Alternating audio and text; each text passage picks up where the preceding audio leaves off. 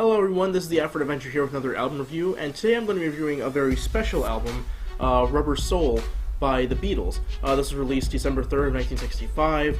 Some chart information about it. It peaked number 1 on both the UK Albums Chart and Billboard Pop Albums Chart. Its label is Parlophone, and its singles are Norwegian Wood and My Life. And I think there are other singles, but I don't think they were released with the album, so yeah. Anyways, let's get this started. So, this is one of my favorite albums of all time. For the Beatles, it was a huge shift not only in their musicality, but also lyrical value. Their songs were becoming much more mature, and were shifting away from the lovey-dovey songs that made them famous. Some of you may not know, but it was actually this album that inspired Brian Wilson, leader of the Beach Boys, to create his masterpiece, Pet Sounds, which is my personal favorite album of all time. Rubber Soul is definitely in my top 10, but that's beside the point.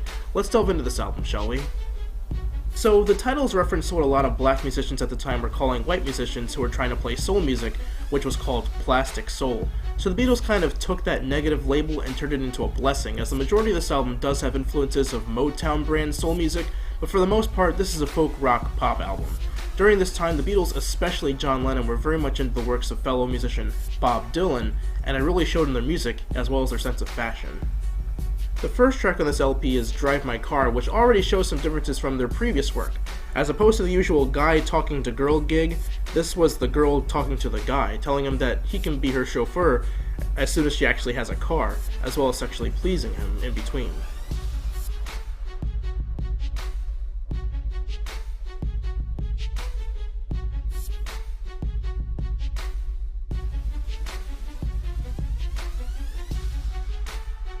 Norwegian Wood, or This Bird Has Flown, expresses how John was attempting to have an affair with another woman while with his current wife, Cynthia Lennon. Humorously enough, while John was looking forward to having sex, the woman decided it was time for her to go to bed, as she had to wake up early for work tomorrow. Understandable. As she went to sleep, John then decided to sleep in the bathtub. The next morning, while she was out, he apparently chose to commit arson and light the house on fire.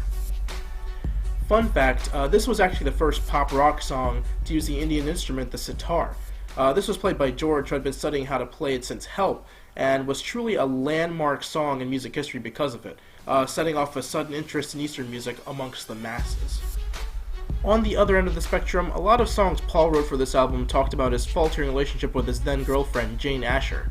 Tracks like You Won't See Me, I'm Looking Through You, and Wait expressed feelings of hurt by the notion that she was changing, she's not the same person he once knew, and it was killing him. That's also something very different about this album compared to their past works. While a lot of their past albums had very bright, happy love songs, the majority of this album, in regards to anything dealing with a relationship, for the most part, was very sad and depressing. Girl and I'm Looking Through You, a Ringo-led song, are good examples of this. The only track on here that could even be considered a love song is Michelle, or Michelle, however you want to pronounce it, which has Paul singing in faux French, something he apparently did in his youth to impress girls. Regardless, for the first time, the Beatles are also taking the word love and looking at it as more than just boy-girl, but as a way of life, a philosophy. This is prevalent in the track The Word, which talks about spreading the word of loving one another, a common theme during this era of hippies and flower power. Now, let's talk about George's pieces. As usual, he only gets like 2 songs per album, but on this record in particular, his works are some of the highlights of the entire LP. The Beatles were rapidly realizing that they were becoming spokespeople for the countercultural movement, and songs like The Word and George's Think For Yourself show that especially. Paul decided to use a fuzzbox for his bass, adding a unique sound to this track, as it talks about, well, thinking for yourself, and not listening to what politicians say about doing what's best for society or being like other people. A very, very positive track with an added sting. The other George track comes near the end, and that would be If I Needed Someone, which speaks on how even though George was already in a committed relationship, most likely with Pattie Boyd, he tells another girl that if he ever needed someone else to be with, she would definitely be his first choice. Like I was saying at the beginning, for the most part this album is very much folk rock, trying to keep with a Bob Dylan-esque style of smarter, more sophisticated lyrics and instrumentation, but adding a bit of soulful spice to it that really makes the album sound better aesthetically. It also mixes some influences of the blues, which is to be expected on an album like this. Possibly the most introspective track on this album is the song In My Life, which was mainly written by John, as it talks about his nostalgia regarding places he's been and people he's known before growing up and going through life. In all honesty, if there was one song to describe my life perfectly, it would be this song. Not to sound pompous or overly important, but I connect with the song on almost a spiritual level. Its sped-up piano interlude performed by George Martin makes this track all the more lovable, as it truly captures the essence of nostalgia and remembering your past, be it good or bad. In my opinion, John really steals this album, as I feel it was mostly him who managed to grow musically and lyrically out of the four. The other John tracks on here would be Nowhere Man, which talks about how, at this particular point in his life, John didn't really know who he was as a person or as a musician. Like I said, he was following after Bob Dylan, even copying his style, and John, in a way, forces us to relate to him, saying that we're not too different from him in that sometimes we don't know what we're doing with our lives or where we're going. The other, as well as being the last track of the album, is Run For Your Life, a blues track that John would later come to hate and George would love. This track has a rather dark theme to it in that John says that he would rather see his lover dead than cheating on him, even instigating her death if she were to do so. Funny how the same man that would write All You Need Is Love and Imagine wrote one of the most violent, borderline misogynistic songs in the Beatles catalog.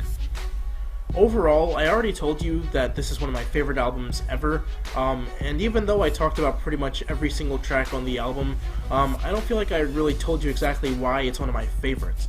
The Beatles are my favorite band, and for a lot of people, myself included, this was the beginning of their classic period where they began to use the studio as an instrument itself, and they were experimenting with a lot of new sounds and taking new drugs, trying out different instruments, and writing about some of the most far-out stuff. Many people consider this and the following album, Revolver, to be kind of like sister albums, in that Revolver continued where Rubber Soul left off in terms of instrumentation and production value, as well as lyrical themes and just general musical progression. Of course, it would reach its peak at a certain album, but that's another review for another day. But truly, Rubber Soul is a landmark album that would inspire some of the greatest musicians at the time and even today. Before I end this video, I want to give a shout out to a fellow music reviewing peer of mine who goes by Mr. Music Fan. He has a lot of great stuff. He's been doing this for a few years, so definitely longer than me, of course. And currently he's doing a U2 month, where he's basically going through each of U2's albums and giving reviews of them. I really can't wait to see his Joshua Tree album, because I love Joshua Tree. But anyways, I will put a link to his channel in the description. Definitely go and support him, check out his stuff, subscribe to him. I think it'd really be cool if you did.